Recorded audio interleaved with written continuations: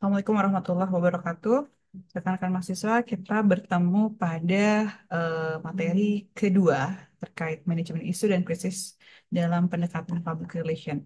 Di sini saya akan memberikan gambaran kisi-kisi atau inti dari pembelajaran hari ini, yaitu tentang bagaimana peran public relation officer atau divisi public relation dalam pengelolaan isu dan juga pengelolaan krisis yang dihadapi oleh sebuah lembaga, perusahaan, atau juga institusi.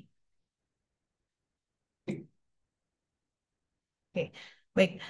Kita mungkin sempat membahas sebelumnya tentang bagaimana manajemen isu atau isu manajemen, di mana tugas sebuah organisasi untuk memprediksi atau merencanakan hal-hal yang mungkin tidak diharapkan dari perusahaan tersebut ketika misalnya dia menghadapi hal yang tidak diharapkan tadi gitu ya, yang mungkin seperti itu gambarnya. Artinya ada suatu perencanaan strategik yang nantinya perlu dihadapi oleh perusahaan dan mungkin akan dikelola oleh sekelompok atau divisi tertentu yang concern terkait dengan hal tersebut. Nah, kalau di sini dikatakan dari The Institute of Public Relations yang menyebutkan bahwa public relation atau kelompok ini adalah sebagai satu cara atau upaya yang dilangsungkan atau dikelola secara terencana dan berkesinambungan dalam rangka menciptakan dan memelihara goodwill dan mutual understanding, niat baik dan juga saling pengertian antara suatu organisasi dengan segenap halayaknya atau nanti kita akan sebut sebagai stakeholder, baik itu stakeholder internal maupun eksternal. Oke, baik. Selanjutnya, seperti yang tadi sempat kita bahas dalam pertemuan pertama, bahwa dalam konteks manajemen isu dan manajemen krisis, public relation itu cenderung dianggap mampu untuk mengembangkan komunikasi yang sifatnya eh, interaktif gitu ya. Jadi kalau di sini komunikasi dua arah, komunikasi terpadu antara perusahaan dan publik yang dianggap penting untuk perusahaan tersebut. Nah, publik yang dimaksud adalah tadi stakeholder yang sifatnya internal maupun eksternal tadi. Untuk apa ini berlangsung? Untuk bisa menciptakan dan mempertahankan juga mengelola niat baik dan juga rasa saling percaya tadi antara publik dengan perusahaan terkait tujuan, kebijakan, dan juga aktivitas-aktivitas yang berlangsung dalam sebuah perusahaan. Oke, kemudian juga kita eh, sama-sama tahu dan juga dianggap gitu ya bahwa public relation punya suatu pendekatan khusus yaitu pendekatan komunikasi yang tepat dalam mengelola berbagai isu yang mengarah pada eh, suatu hal tertentu atau akumulasi yang nantinya bisa jadi akan terjadinya krisis seperti itu. Kemudian juga biasanya public relation punya cara-cara yang strategik gitu ya dalam hal komunikasi untuk bisa membangun saling pengertian atau mutual understanding dengan publik tadi gitu. Jadi satu konsep tentang strategic of communication adalah salah satu hal yang mungkin dianggap punya eh, eh, dianggap punya atau PR itu punya kemampuan gitu terkait hal tersebut dan dianggap paling eh, cocok, paling mampu untuk bisa punya rencana-rencana strategik dalam hal pengelolaan informasi seperti itu.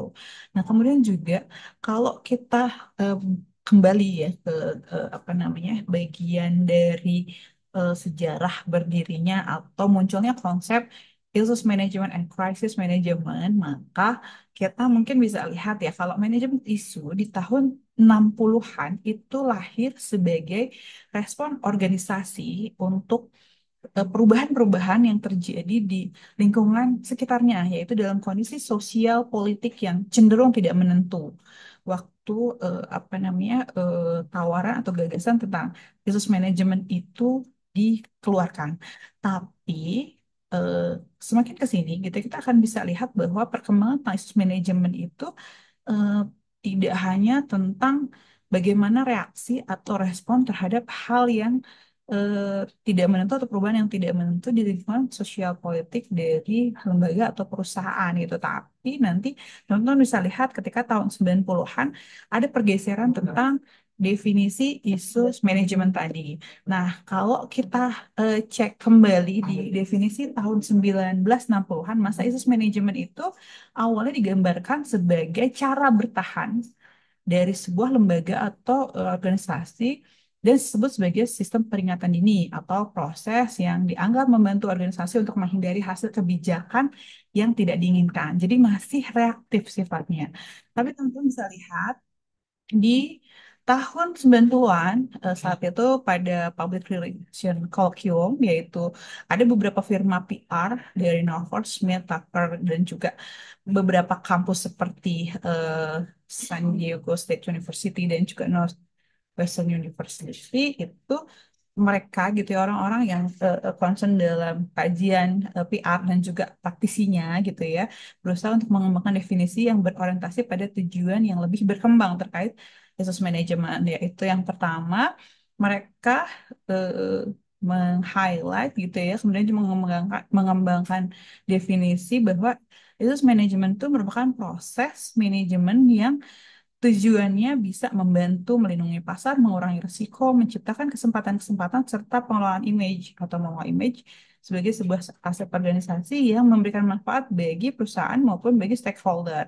Nah, seperti itu. Jadi, kita juga mengutamakan kepentingan pelanggan, konsumen, karyawan, masyarakat, dan juga pemegang saham atau mungkin stakeholder lain yang terkait. Ini salah satu definisi yang dikemukakan oleh Keywood pada tahun 97 seperti itu. Jadi kalau tadi hanya reaksi bertahan dari suatu masalah, suatu kondisi perubahan-perubahan iklim gitu, iklim sosial politik dan lain sebagainya. Kalau di sini justru lebih luas lagi bahwa dia punya satu strategi manajemen yang bisa mengurangi risiko, melindungi pasar dan juga membuat kesempatan-kesempatan tertentu dari setiap perubahan yang ada seperti itu.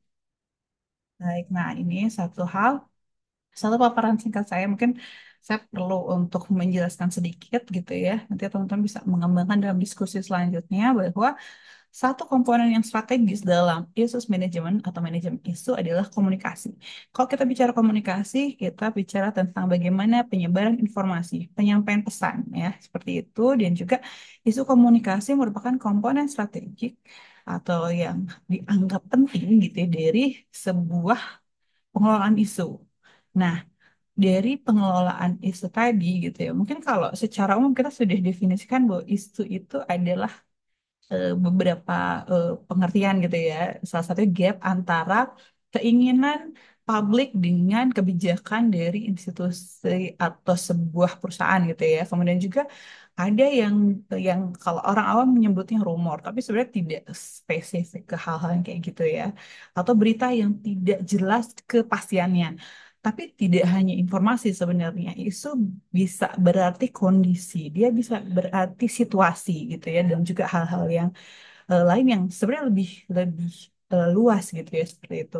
Nah, kemudian kalau kita bicara komunikasi dalam komponen strategis manajemen isu, maka ketika isu komunikasi bisa ditangkap oleh PRO atau praktisi humas, maka keputusan strategis yang bisa dilakukan terkait bagaimana informasi itu diterima, dikelola, kemudian diberikan responnya gitu. Itu bisa menghasilkan satu teknik atau taktik komunikasi, strategi komunikasi yang bisa dilakukan oleh sekelompok praktisi yang bisa dianggap memahami ruang lingkup yang lebih lengkap gitu ya tentang persoalan-persoalan tertentu. Pertama, tentang masalah manajemennya. Yang kedua, eh, selain dia bisa paham tentang masalah manajemen, kemudian juga bisa memiliki pengetahuan yang luas tentang organisasi dan lingkungannya, tentang situasi yang ada dalam suatu lembaga atau perusahaannya. Dan juga dianggap satu hal lagi yaitu kelompok ini gitu atau bagian ini adalah dianggap sebagai kolaborator yang paling terampil dan paling lengkap untuk bisa bernegosiasi melintasi batas-batas organisasi. Nah, ini adalah skill-skill terkait manajemen, pengetahuan yang luas tentang organisasi dan juga kolaborator dalam bernegosiasi tadi merupakan bagian ruang lingkup dari public relation yang diharapkan bisa dilakukan gitu ya oleh teman-teman yang memang memahami komunikasi secara intens dalam suatu lingkungan perusahaan atau lembaga tertentu. Oke, kemudian ini ya. Jadi kalau kita memahami manajemen isu, maka ada beberapa aspek penting yang menjadi gambaran eh, terkait manajemen isu tersebut. Yang pertama, manajemen isu itu bisa mengantisipasi setiap keputusan bisnis yang berkaitan dengan perusahaan, kemudian organisasi atau juga lembaganya. Kemudian yang kedua, bisa memahami dampak potensial keputusan pada reputasi dan hubungan. Nanti mungkin kita secara spesifik pada pertemuan berikutnya akan membahas apa itu reputasi. Oke, reputasi adalah suatu penilaian misalnya gitu ya dari suatu publik tertentu terhadap lembaga atau organisasi. Tapi penilaian itu sifatnya kontinu, dia berkelanjutan gitu ya. Bisa juga reputasi berkaitan dengan kepercayaan gitu ya dari suatu publik terhadap institusi yang dinilainya gitu kan. Nah, ini bisa berkaitan dengan hal tersebut. Kemudian yang ketiga, memberikan saran dan perencanaan PR strategis. Kemudian yang keempat, menempatkan tindakan dalam membangun reputasi yang proaktif. Tadi masih berkaitan dengan, kalau yang pertama memahami dampak potensial, yang ke selanjutnya itu kita bisa buat rencananya secara lengkap, kemudian bisa tepat gitu ya, karena kita bicara PR strategis. Kemudian juga selanjutnya menempatkan tindakan terkait reputasi yang cenderung tidak reaktif tapi proaktif, yang lebih preventif bukan kuratif misalnya gitu ya, yang cenderung menyiapkan ketika masalah itu belum ada tapi sudah terprediksi bisa jadi akan terjadi sebelum misalnya benar-benar masalah tersebut dihadapi gitu ya oleh suatu perusahaan atau lembaga. Kemudian yang selanjutnya, eh, manajemen isu juga berkaitan dengan merencanakan dan menyiapkan proses khususnya untuk bisa menyiapkan bagaimana cara menghadapi manajemen krisis. Kita tahu kalau kemarin gambaran umumnya gitu ya bahwa isu-isu yang cenderung terakumulasi, tidak terkelola atau diselesaikan dengan baik, dia akan menjadi krisis. Nah, tapi ada juga krisis yang tiba-tiba muncul tanpa misalnya akumulasi isu tertentu. Tapi setidaknya dari pemahaman kita tentang bagaimana mengelola isu dengan baik, itu bisa membuat cara atau bisa menyiapkan bagaimana landasan atau dasar untuk bisa menghadapi krisis selanjutnya. Bisa jadi krisis yang berhubungan dengan isu sebelumnya atau krisis yang memang tiba-tiba hadir eh, dalam perusahaan atau institusi kita. Oke, ini kaitannya tadi ya kompetensi PR dalam strategi komunikasi sebenarnya sudah disinggung beberapa hal, dianggap ya bahwa dalam suatu organisasi tidak ada satu kelompok atau divisi yang lebih kompeten dalam menentukan strategi dan kebijakan komunikasi kecuali divisi public relation atau PR. Gimana kalau tidak ada divisi PR di suatu perusahaan atau lembaga? Kita bisa lihat bahwa sebenarnya mungkin ada ya perusahaan atau lembaga tertentu yang menganggap belum perlu atau belum penting atau mungkin sebenarnya dia sudah menerapkan fungsi PR tapi namanya bukan public relation, bukan divisi humas. Namanya macam-macam ya, misalnya HRD-nya atau platformnya atau markomnya gitu ya. Atau mungkin divisi apa gitu ya, divisi customer relation nah misalnya atau yang spesifik beberapa atau subspesifik yang sebenarnya ada hubungan yang PR atau mungkin nggak ada hubungan sama PR tapi sebenarnya dia menjalankan fungsi itu. Nah mungkin bisa jadi ya disitulah gitu tugas strategi komunikasi yang berkaitan dengan kompetensi-kompetensi humas ada di sana. Tapi memang akan jauh lebih baik ketika memang ada divisi khusus yang menangani tentang bagaimana melakukan hubungan dengan publik seperti itu. Nah, di sini kita kembali lagi bahwa eksekutif PR atau PRO adalah orang yang dianggap dapat memberikan saran mengenai kebijakan komunikasi organisasi dan proses yang dianggap bisa berdampak positif atau mungkin malah negatif terhadap hubungan dengan stakeholder. Nah, kemudian juga PR dianggap tahu bagaimana dan apa yang harus dilakukan oleh sebuah organisasi terkait strategi strategi tertentu yang berkaitan dengan komunikasi seperti itu. Baik, selanjutnya, nah ini juga bagi kita bisa lihat bahwa public relation itu dianggap diciptakan oleh organisasi pada saat suatu isu muncul ke permukaan dan dianggap membahayakan organisasi. Ini mungkin buat perusahaan-perusahaan tertentu yang seawalnya gitu ya, menganggap belum perlu atau belum pentingnya bagian dari PR. Nah, ketika mereka kena masalah, karena suatu hal yang butuh orang yang memperantarai atau jadi juru bicara, maka mereka menganggap apa namanya PR itu harus muncul seperti itu. Nah, di sini juga dikatakan bahwa fungsi corporate public affairs itu berkaitan dengan inisiatif manajemen isu yang sering dianggap sebagai respon perusahaan terhadap krisis. Seperti itu. Jadi kadang kondisinya harus bahaya dulu, orang-orang baru sadar bahwa ada divisi khusus yang perlu memunculkan spokesperson, juru bicara, orang yang menjadi perwakilan sebuah lembaga, organisasi atau perusahaan untuk tampil ke depan publik gitu ya, ketika misalnya ada suatu masalah yang berkaitan dengan organisasi yang dianggap membahayakan organisasi tadi. Baik, nah ini juga teman-teman nanti bisa baca juga bahwa cara-cara khusus terkait dengan bagaimana pengelolaan isu dan bagaimana organisasi dituntut lebih proaktif untuk bisa menemukan isu adalah dengan cara mengidentifikasi isu. Nah, cara identifikasi isu adalah dasar untuk bisa menetapkan aktivitas selanjutnya atau langkah-langkah selanjutnya terkait manajemen isu itu tadi. Nah, yang pertama kita perlu untuk bisa menentukan strategi untuk merespon isu sebelum isu berkembang menjadi krisis yang lebih besar dan punya dampak lebih luas bagi organisasi. Termasuk juga di sini kita perlu untuk merespon isu dengan cara memberikan respon, memberikan reaksi terhadap kritikan-kritikan dari pihak-pihak di luar organisasi. Kemudian Timeson di sini katakan bahwa the best way to manage crisis is to understand and manage issues. Jadi gimana caranya agar cara tadi ya yang terbaik untuk memanage krisis itu adalah mengerti dan memahami bagaimana pengelolaan isu di tahap-tahap awal seperti itu. Kemudian yang kedua teman-teman terkait dengan identifikasi isu adalah bagaimana mencari peluang untuk reposisi organisasi dan produk. Artinya ketika kita dapat masalah, dapat isu, maka kita bisa menemukan organisasi eh, atau bisa membantu organisasi dan mencari isu atau peluang yang bisa meningkatkan penjualan dan reputasi. Kemudian kaitannya dengan reputasi positif itu bisa memberikan peluang perusahaan untuk menenangkan hati publik jadi lebih baik lagi gitu ya. Kemudian juga perusahaan dengan reputasi positif akan senantiasa memperoleh tempat yang baik di benak publik. Hatta misalnya kondisinya perusahaan itu dapat masalah.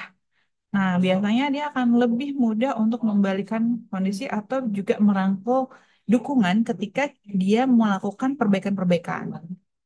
Nah, kemudian untuk membangun biasanya sekaligus memelihara serta mempertahankan reputasi positif, kita tahu itu bukan hal yang mudah.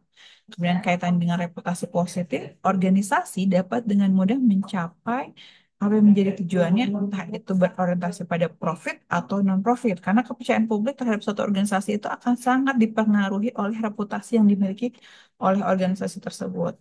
Seperti itu. Nah, reputasi sendiri adalah sesuatu yang dibangun dengan bisa jadi berlahan dan juga terus menerus. Oke, kemudian reputasi dalam manajemen isu, kita bisa lihat bahwa reputasi adalah evaluasi dari semua stakeholder terhadap organisasi sepanjang waktu yang didasarkan atas pengalaman stakeholder dalam sebuah organisasi. Kemudian reputasi juga dikatakan sebagai suatu harapan nilai yang dimiliki stakeholder mengenai suatu organisasi. Dan kebanyakan definisi reputasi itu berfokus pada pengalaman, ya terlebih dahulu kita harus bisa paham dan mengelola harapan-harapan atau keinginan dari stakeholder kita. Nah, ini kaitannya reputasi dalam manajemen isu. Pertama, ada kemampuan untuk berkomunikasi yang tepat, kemudian inovasi, perubahan-perubahan, perbaikan, dan juga nilai dari sumber daya manusianya itu sendiri. Biasanya bagaimana reputasi dikelola itu tergantung pada bagaimana SDM-SDM yang ada dalam tim atau organisasi dan institusinya. Oke, ini selanjutnya nanti bisa teman-teman simak atau mencari sumber literatur tambahan yang lainnya bahwa reputasi berkaitan dengan hal-hal di bawah ini. Nanti secara spesifik di pertemuan ketiga ada pembahasan tentang materi manajemen reputasi. Nah, beberapa aspek yang mencakup manajemen reputasi adalah yang pertama analisis reputasi. Ini adalah cara untuk memahami stakeholder organisasi, mengkaji stakeholder, tahu bagaimana stakeholder yang mendukung dan mana yang mengkritik organisasi. Nah, kritik sendiri sebenarnya tidak hanya dianggap sebagai sesuatu yang negatif, karena bisa jadi di situ kita bisa tahu kelemahan kita untuk bisa menyiapkan perbaikan-perbaikan ke depannya. Kedua, perencanaan strategis. Ini adalah cara reputasi dilihat dengan kita menimbang lingkungan eksternal dan internal organisasi sehingga dapat mengidentifikasi kekuatan, kelemahan, peluang, dan juga ancaman pada organisasi. Ini yang disebut umumnya sebagai analisis SWOT. Kemudian selanjutnya yang ketiga, kita bisa tahu stakeholder relation, yaitu menyusun rencana komunikasi dan relasi dalam konteks PR umumnya dan media relation pada khususnya. Kemudian selanjutnya pemantauan media. Nah, ini kadang kaitannya dengan media relation ya, karena kita bisa tahu gimana reputasi kita dengan mengikuti berita di media, khususnya pemberitaan-pemberitaan, baik itu yang positif dan juga negatif bagi organisasi. Karena eh, informasi di media tentu akan berpengaruh terhadap bagaimana eh, apa namanya pendapat publik tentang reputasi perusahaan. Baik, selanjutnya manajemen reputasi juga berkaitan dengan aktivitas pelatihan media, di mana biasanya staf PR atau PRO itu di apa namanya dibutuhkan untuk mengetahui apa yang dibutuhkan oleh media, media massa, media mainstream atau juga mungkin bagian-bagian terkait itu dengan bagaimana cara mereka bekerja sama dengan media.